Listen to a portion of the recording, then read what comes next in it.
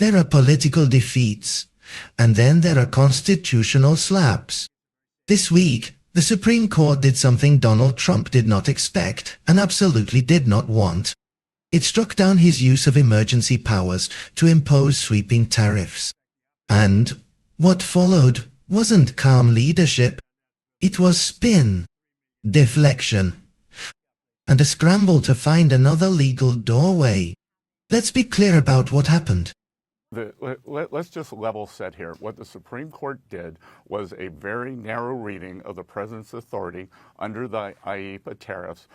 We have other tariff authorities which have been functioning, Section 232 tariffs, Section 301 tariffs. And Dana, when you say it's a big question, that's bad framing because the Supreme Court didn't even address that.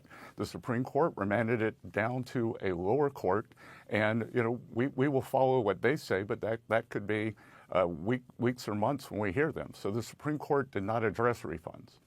Sure, they didn't address refunds. That is clearly going to be up to you, which is why No, Dana, it is not up to me. It is not you. It is not up to the administration. It is up to the lower court. Let's just be clear on that. Okay. The court ruled that the president cannot use the International Emergency Economic Powers Act, the Emergency Economic Authority, to impose these tariffs.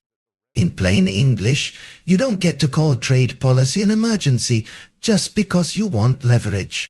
That's Congress lane. That's taxation power. Taxation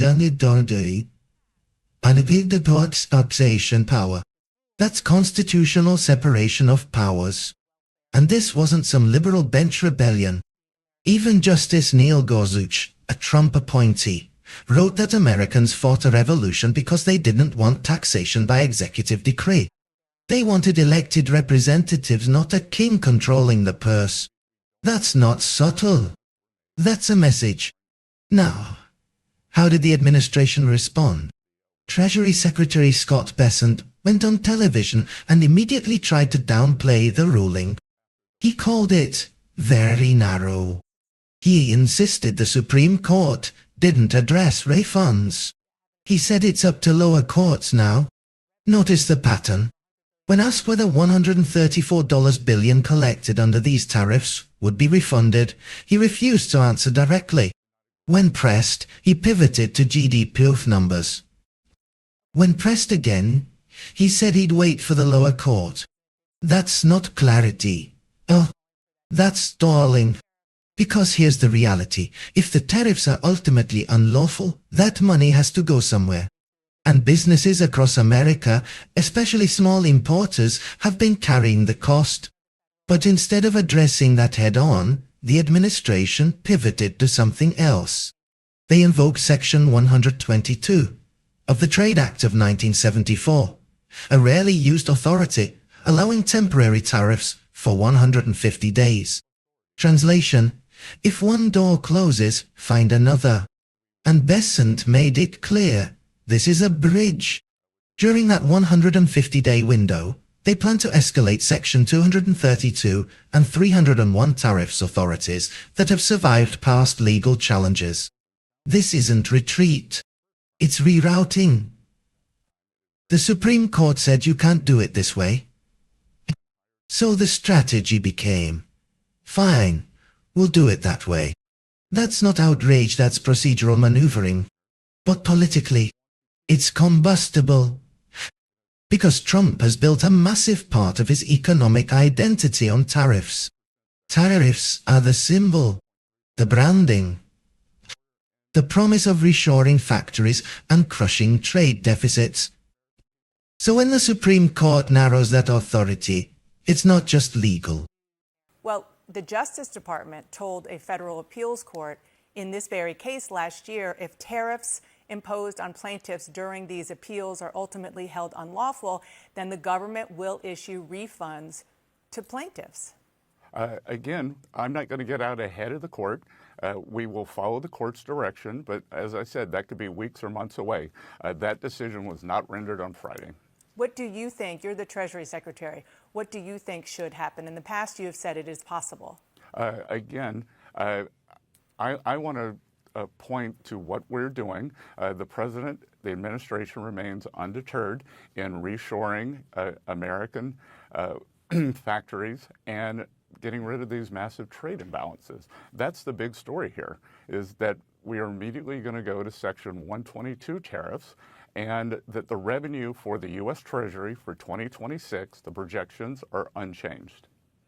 Okay, I'm going to ask about the new tariffs that the president talked about over the weekend. But before we move off of this, I know in the past, before the Supreme Court went with its ruling, you said any tariff refund would be corporate welfare and would likely not get passed on to the American consumers. What about the countless small business owners in America, many of whom have spoken with CNN, who say they're bearing the cost and have been bearing the cost of tariffs? Again, I'm not going to get out ahead of the court. We don't know what arrangements were made. We don't know what foreign suppliers, whether they discounted what's happened. So let's just focus on the news on Friday, and then I'll come back after the lower court rules. Yeah, it's as the Treasury Secretary, it's hard to believe that you don't have an opinion or know where these revenues, over $100 billion, are going to go, or have an opinion on where they should go. Again, I had an opinion, and the court did not agree with my opinion. So, Dana, I'm going to wait for the lower court opinion.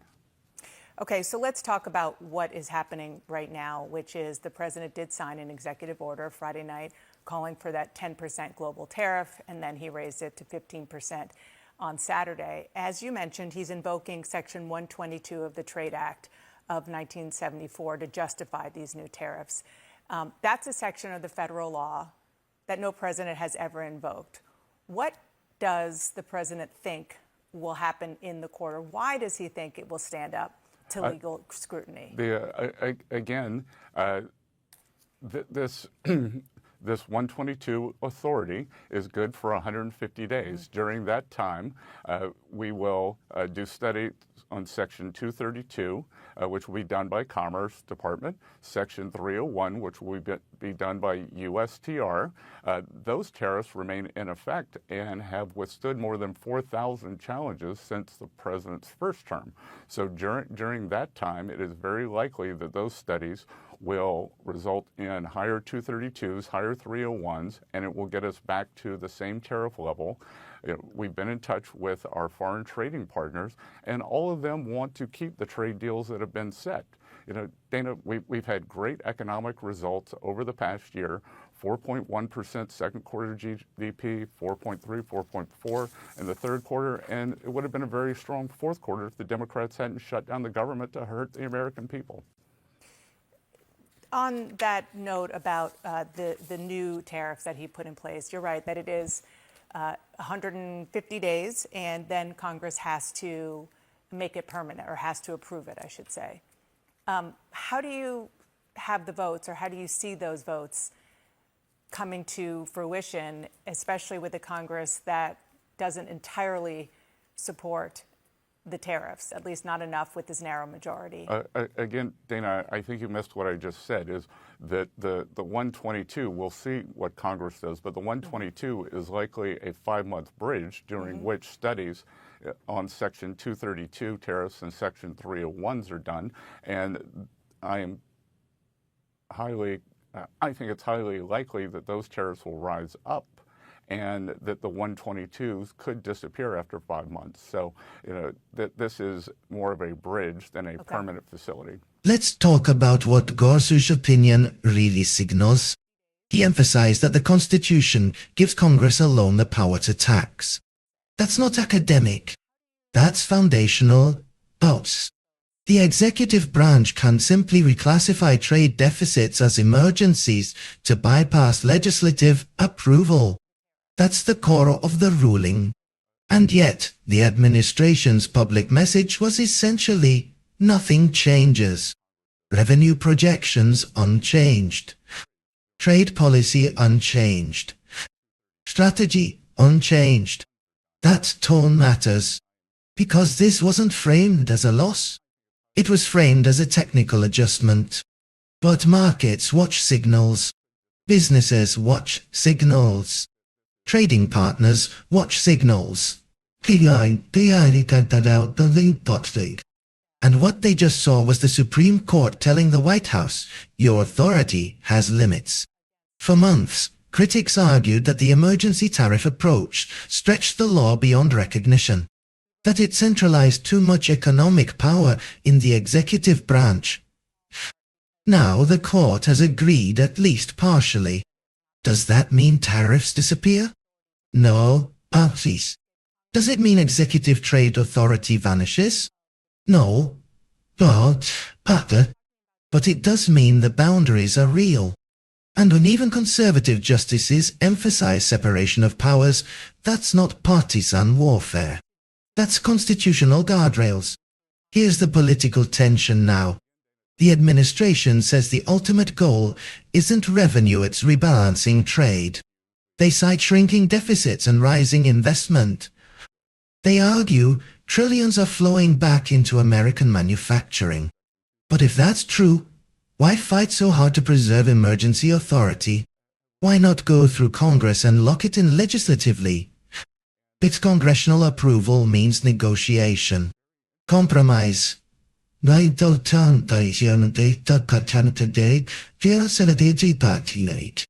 Voter is that aren't guaranteed.